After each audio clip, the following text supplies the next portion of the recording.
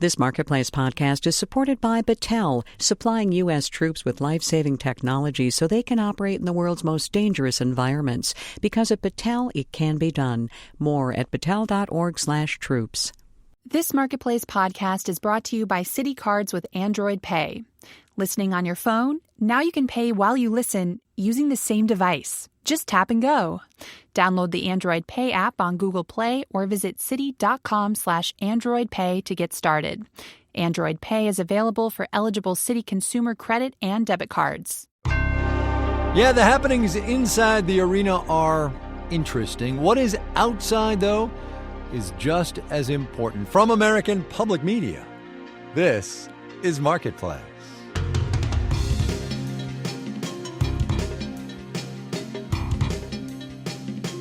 In Los Angeles, I'm Kai Rizdal. It is Tuesday, today the 19th of July. Great as always to have you along, everybody. Today is Economic Policy Day at the Republican National Convention in Cleveland, Ohio.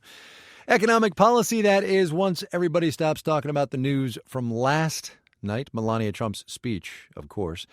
We, however, are going to stay in our lane, taking you outside the Quicken Loans arena to see how what's going on inside is playing. That is our theme of the week, insiders and outsiders in politics and culture, and especially in the economy. Our Washington bureau chief, Andrea Seabrook, starts us off. Two young guys taking the crazy party scene outside the convention. I'm Conrad Archom Schultz. I'm Sam Ditzhazy. This fall, they'll vote for the first time. They're 18 and 22 years old. And these are Trump's true believers. Well, he's great for jobs. He's great for the economy. He's an American patriot. I mean, he's American. Everything he's touched has turned to gold. His businesses, everything he's done has been successful. Does it bother you guys at all that Trump is sort of not totally in with the rest of the Republican Party? No. That's actually why he's doing so great, is because the thing is, politics in America is just, it's so corrupt, it's so crony, hence the Obama and the Clinton administration. For Sam and Conrad, it's a great thing that Trump isn't a GOP insider. That makes him their hero. So they wander on down the street packed with people hawking convention merch, looking for the perfect T-shirt to fly the Trump colors. In Cleveland, I'm Andrea Seabrook. And I'm Nancy Marshall-Genzer. I met a very different kind of Republican outside the convention. His name is George Zinn. He's in his 60s, and his T-shirt says, "Stop Trump, stop Hillary." I asked him why he wants to stop Trump. I'm not so concerned about his ability to run the country as far as getting us out of debt and things like that. I think he's very money conscious. What I'm concerned about is his personality. So if assuming Trump's the nominee, are you going to vote for him? In November? Oh, yeah. Yeah, I'll vote for him. I won't vote for Hillary, certainly not. But if it came right down to Bernie Sanders and Trump, now I might do a little fasting and praying on that issue. That's an example of how the poles of American politics are shifting. Those in will still vote for Donald Trump. He's conflicted. In Cleveland, I'm Nancy Marshall-Genzer for Marketplace. There is plenty more convention coverage on our new pop-up podcast that Andrea is running. It's called Politics Inside Out, all about that gap between insiders and outsiders in politics and in this economy. Subscribe wherever you choose, actually, or at marketplace.org/insideout. All right, so now on to the Republican Party platform, a non-binding but symbolically important representation of the ideals and objectives of any given political party, which is why it was a bit of a surprise to see Republicans calling for the reinstatement of the Glass-Steagall Act in their big political grand plan, capital B, capital P, capital G, capital P again. Republicans are more typically associated with deregulation, for one, and also Glass-Steagall's a Depression-era banking regulation that was a big part of Bernie Sanders' campaign and also is part of draft versions of the Democratic Party platform. So Marketplace's Tracy Samuelson reminds us why, after all these years, Glass-Steagall is still a hot topic. Glass-Steagall just keeps coming up. So much so that one Marketplace staffer actually gave another a small glass seagull, the bird, as a sort of gag gift. Because, well, that's the kind of humor we have around here. Glass-Steagall, the regulation, not the bird, was passed after the stock market crash of 1929. Jim Barth is a finance professor at Auburn University. It was thought that banks should stick basically to their traditional activities, taking in deposits and making loans to businesses or individuals, and stay away from the stock market. It created this firewall between commercial and investment banking.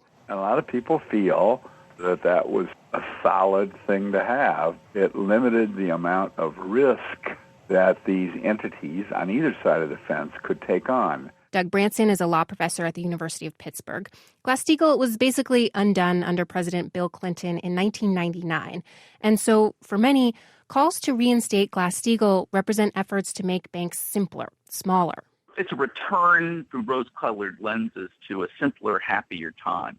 Donald Lamson is of counsel at the law firm Squire Patton Boggs. He argues that banks having these different businesses and diverse revenue streams can actually be a good thing. Aaron Klein is a fellow at the Brookings Institution. When you actually look at the prescriptive policies contained in Glass-Steagall, they don't really make sense in a modern era.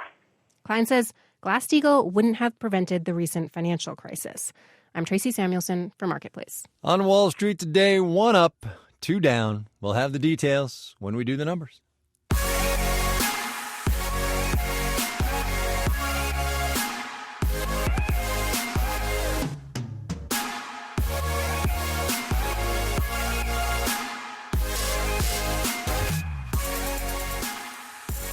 Emmy nominations were announced last week, and one company that got quite a few nods was an independent production house called Scott-Free Productions, founded by director Ridley Scott and his brother Tony.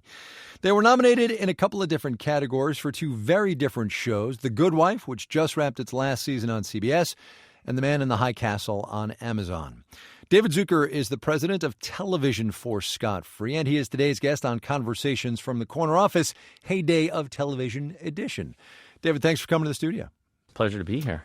Before we turned on the microphones, you said a very interesting thing. You have a little cheat sheet in front of you, and I said, what's up with that? And you said, well, we have so many things going on right now that it's tough to keep track.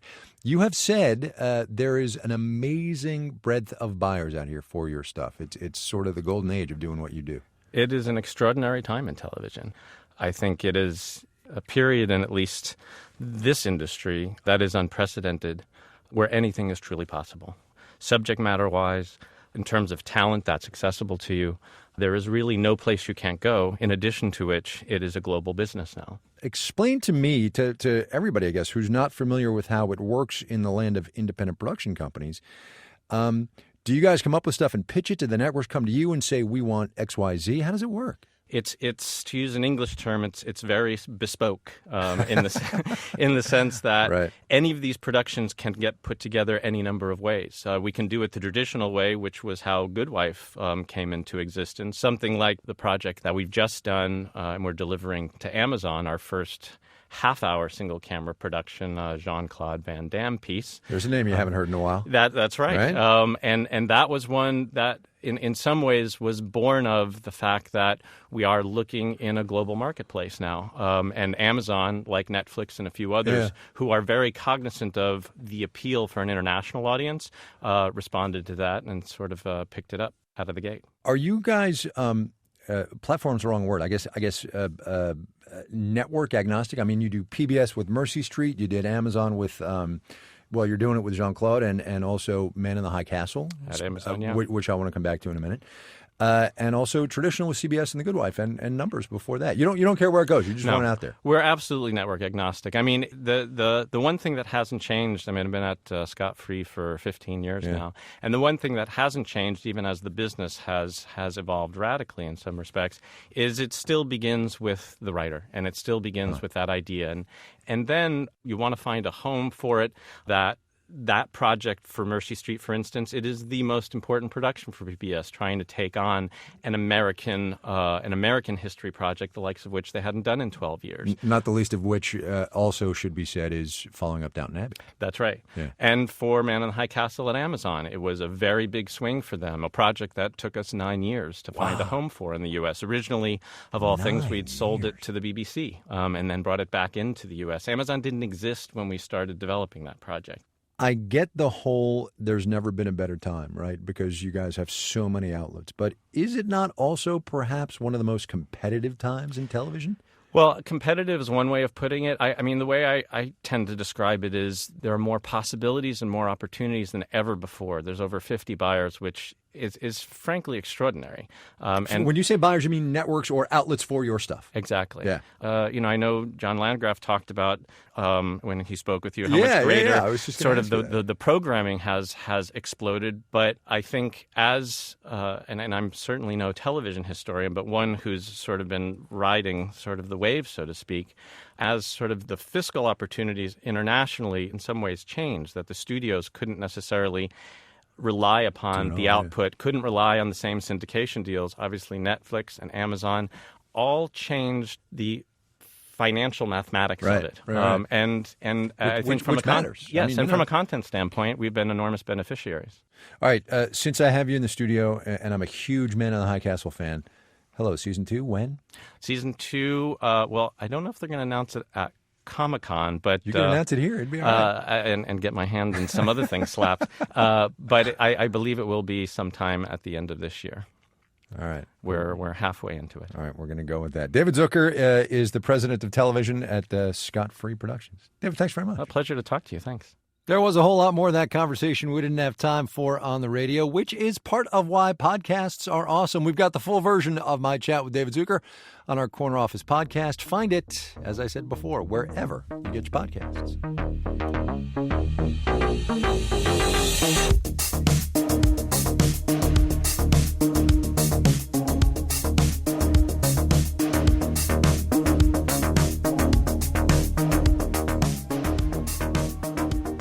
The good people at the European Union's border agency released some new statistics today. The number of migrants arriving in Greece from Turkey last month was down 95% from a year earlier. That is partly because of the deal that the EU made with Turkey a couple of months ago to send migrants back whence they came. Also, though, it's partly because of tighter border controls that have been imposed by the former Yugoslav Republic of Macedonia.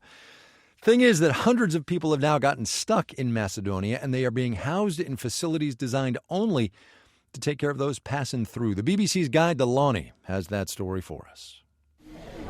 This is the outdoor canteen at the Tabanovce Transit Centre for refugees, and people are just finishing their lunch here on a very hot afternoon as the summer really comes on strong. And that's a problem because this place wasn't designed for a long-term stay. It was designed for people just coming through quickly and getting onto trains and resuming their journey along the so-called Balkan route.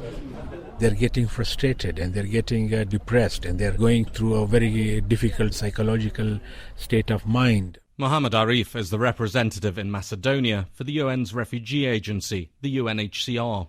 There were about 1,400 here when the borders got closed, and the others have gone. When the restrictions are made tight, what happens is there are other avenues that they would look for. And those avenues could be very dangerous and very difficult ones, because if you don't have a system, what happens is that then the illegal ways come up and the smugglers' business are booming. There's a mixture of residents here at Tabanovce, which you can clearly see as you walk around the camp. There are young men on their own, there are family groups, and there's even one newborn baby, just a matter of days old.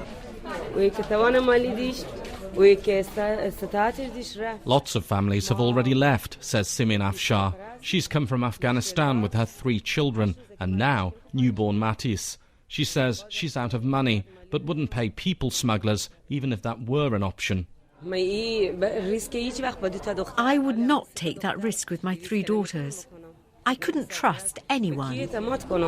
One of those daughters, 12-year-old Samira, says she misses school, but she's also seen enough danger to know she's safer here than she was in her hometown of Herat. In Afghanistan, we did not feel secure.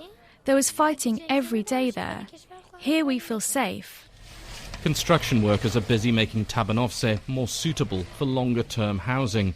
But while some residents are resigned to waiting, those who have money continue to seek out the often callous people smugglers.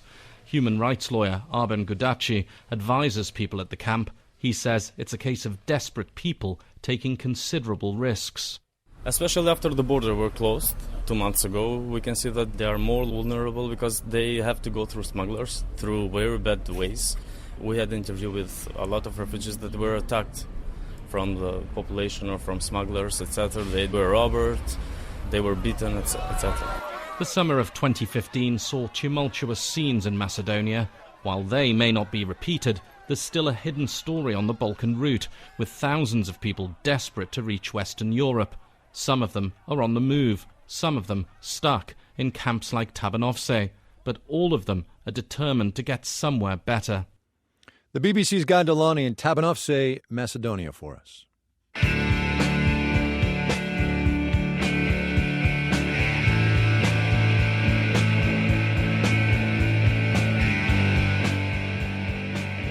Coming up. My immediate goal is to receive fair compensation for the damage that's going to be done to my ranch. Don't mess with Texas, and don't mess with Texans either. But first, let's do the numbers. The Dow Industrials on this Tuesday gained 25 points, about a 10%, 18,559. At the risk of boring you, this is the Dow's longest winning streak since March of 2013, if you're the type that keeps track of those sorts of things. The NASDAQ gave up 19 points, about a 3%, 5,036. The S&P 500 gave back 3 points, about a 10%, 2163 there. Prospects of slower growth put a damper on most financial shares. Goldman Sachs peeled off more than 1% today. Citigroup erased 0.4%. On the earnings front, United Continental tipped up 0.2% in the regular session. Then it reported a better quarter than expected. Shares climbed another 1% after the bell. Ditto Microsoft, down more than 1.5% during the trading day, but jumped 3% after the closure. Listening to Marketplace. Marketplace is supported by Zip Schedule's online employee scheduling software. Employee shift scheduling can be time-consuming for any business manager. Put aside the spreadsheets and create your next schedule in minutes. With Zip Schedules, you can automatically communicate schedules to your employees. And Zip Schedule's cool mobile app lets your employees check and update their schedules from anywhere. Zip Schedules makes scheduling effortless. For a free trial and 20% off, visit zipschedules.com/marketplace. This Marketplace podcast is brought to you by Quip. Look, the way we work today is dumb. We're drowning in email, interrupted by meetings, and never getting anything done. You're always asking yourself, where's that file? Who made that decision? Stop working dumb. It's not your fault, it's the tools you use. But you can start working smarter with Quip. Quip allows you and your team to communicate with as little email as possible. Each living document created in Quip has built-in chat functions, shared folders, and notifications, so you can communicate more effectively. No more email chains, no more missed links, and no more lost attachments. Quip also features Slack integration. Today, over 1 million users and thousands of teams have adopted Quip's living documents. Facebook, Instagram, Pinterest, CNN, and Instacart are just a few of the companies using Quip to work faster and smarter. Try it out for yourself. Get 6 months of a Quip team plan for free when you visit quip.com/APM. That's QUIP.com/APM. This is Marketplace. I'm Kai Rizdal. The Olympics in Rio are less than 3 weeks away, and there has been controversy aplenty. Zika, political unrest, water quality, you know the list. Now the International Olympic Committee is talking about banning the entire Russian team from the Games after a massive doping scandal. Marketplace's Andy Euler takes a look at what that's going to mean for the Olympic economy. Hosting the Olympics is monetarily a losing proposition. Infrastructure costs, security, housing, it all adds up. But there's the prestige of hosting the Games. Rio hasn't even been able to enjoy that. Roger Pilkey Jr. is a professor at the University of Colorado. Brazil probably should send a big thank you card to the Russians for taking the focus of attention off of the political issues, the infrastructure issues, Zika, leading up to the Games. But wouldn't an all-out ban of Russia mean less competition, less exciting TV? Joel Maxey teaches sports management at Drexel University. He says NBC, who broadcasts the games here, probably isn't worried. I think at the same time, there'll be probably a lot of great stories, new stars, and those sorts of things that will capture the public's imagination, and those things will be pushed and highlighted by the media. It could also mean more perceived integrity in the games, which for some sports means the rightful champion will be crowned. That hasn't always been the case. Again, Roger Pilkey Jr. So in a sense, in these games, maybe the thinking is that, without the Russians there, there's more of a chance for athletes who went about things the right way to actually get on the medal stand. That means endorsements, money, fame. Think Michael Phelps. The decision on whether all 68 Russian athletes will be banned should come down by the end of the week. Knowing these games, it's probably not the last bit of controversy we'll be hearing about before they open on August 5th. I'm Andy Euler for Marketplace. This country's biggest public employee retirement system has posted its worst yearly returns since the financial crisis. CalPERS, the California Public Employees Retirement System, rang up a gain of 0.6% last year, not even in the same universe as its goal of 7.5%, because just like regular savers, big pension funds have been getting squeezed on their investments. Marketplace's Annie Baxter has that story. It's been a rough past few years for savers and institutional investors alike. We've had a long period of low interest rates and a fair amount of market volatility. So says Becky Seelman with Milliman, an actuarial and consulting company. We have more volatility and more periods where there's been more down than up. And over a fairly long period, returns have been pretty depressed. CalPERS investment returns were short billions last year. Those poor returns are a problem for public pensions that don't invest enough to meet their future obligations. They don't want to force taxpayers to cover their shortfalls, so some make wagers on riskier long-term investments.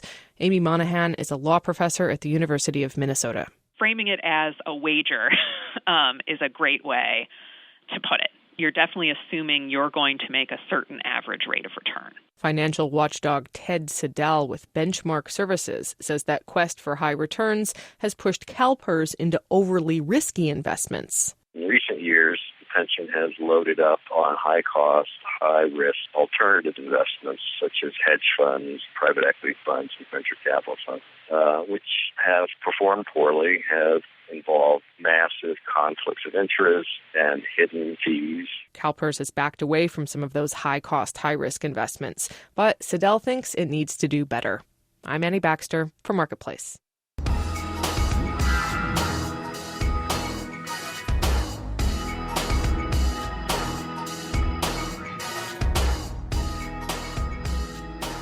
The doctrine of eminent domain, the idea that it can be permissible to take private property for public use, hinges on two very important words: just and compensation. It's in the Constitution, actually.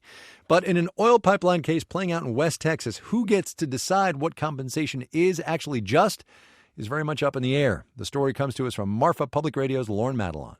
There's unfinished business in the ranch lands of West Texas. I received this $18,000 offer and was told I had a week to accept it. That's Jeannie Simpson. Her family settled the Boreno Ranch in the 1880s. That tree is 100 years old, at least.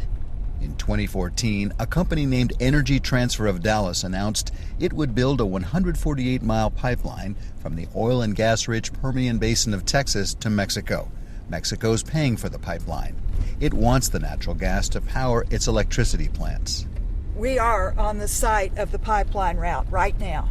The route cuts through this windswept slice of the borderlands, through some of the last pristine legacy working ranch land in the United States. Because this is such rugged-looking country, people don't realize how fragile it is. The project was designated by state regulators as being in the public interest. The pipeline company won a $770 million contract. Local governments would earn millions in property taxes paid by the pipeline company, and the state's natural gas producers would get a new market during a natural gas glut. You're going to have big trucks hauling heavy pipe back and forth. Because the project is classified as in the public interest, Energy Transfer has been granted the power of eminent domain, the power to take private land. Construction's begun, and so the focus now is on compensation. For landowners, it's a critical issue because pipeline construction and the heavy equipment it involves could damage a famously fragile ecosystem. Remember Jeannie Simpson's $18,000 offer? And was told I had a week to accept it, or... Well, Simpson and 5 other landowners weren't happy with the company's offers, so the company took the landowners before a special commission. The case was heard in early June in the West Texas town of Marfa. And the ruling? The commission awarded 6 landowners a total of around 30 times what the company had offered. Honestly, I don't think it's possible to give just compensation. On the other hand, we have to set some sort of dollar amount and proceed from there. In her case, Simpson's offer of $18,000 was upped to close to $700,000. Another landowner offered $16,000, awarded close to $500,000. Another offered $33,000, received close to $1 million. My immediate goal is to receive fair compensation for the damage that's going to be done to my ranch. Compensation judgments against the pipeline company come as a media campaign is launched opposing the pipeline. It's backed by high-profile names in Hollywood: Owen Wilson, Tommy Lee Jones, Wes Anderson. In an open letter published in the Dallas Morning News, close to 100 people, from celebrity to common citizen, appealed to Energy Transfer to reroute the project to largely uncontested land. This appeal's happening as the state considers tightening eminent domain law to benefit landowners. And if their land is going to be taken by a private company, they want to make sure that they are fairly compensated for that. That's Austin attorney Bill Christian. In 2011, he won a rare victory for a landowner opposing another pipeline. But in an example of Energy's power in Texas, the company was still allowed to build while its appeals went through the courts. That case will be heard by the state Supreme Court this fall. As for this case, he says the pipeline will be built. In terms of the ultimate result of having a pipeline running across their land, that's still going to happen. And as for compensation, he says the company has pockets deep enough to pay for legal action against resistant landowners. In the grand scheme of what this project's going to cost, it's still kind of a drop in the bucket. In a statement, Energy Transfer says it will appeal the monetary judgments against it if necessary. The landowner's lawyer says all 6 cases are likely to go to jury trials and that the landowners are ready. Meantime, Mexico is waiting for the natural gas to start flowing south. In Marfa, Texas, I'm Lorne Madelon for Marketplace.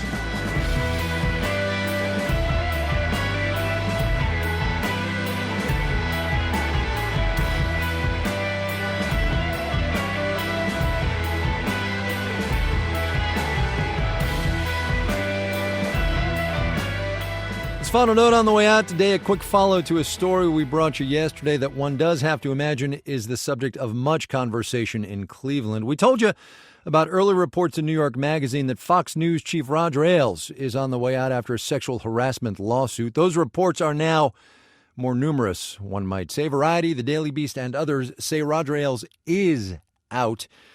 Fox, however, 21st Century Fox, the parent company, came out with a statement this afternoon. It says, quote, Roger is at work. The review is ongoing. The only agreement that is in place is his existing employment agreement. All right, we got to go. The Dow up 25 points today, 18,559. The NASDAQ gave up 19 points, about 1/3%. The S&P 500 gave back 3 points.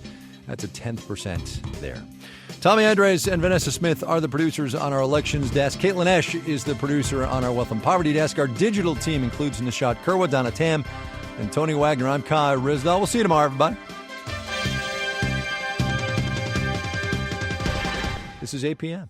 We're talking about politics from the inside out this election season. We're bringing your questions inside the conventions and taking a look at what these political developments mean outside in our lives and livelihoods. All in our new pop-up podcast called Politics Inside Out. Get it on iTunes or your favorite podcast app.